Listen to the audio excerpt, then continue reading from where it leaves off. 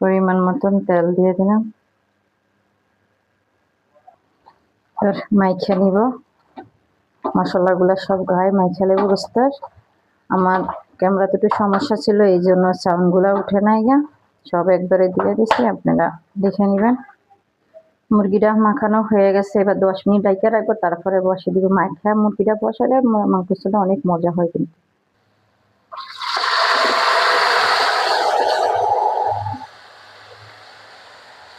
মুরগিটা দিয়ে দিলাম।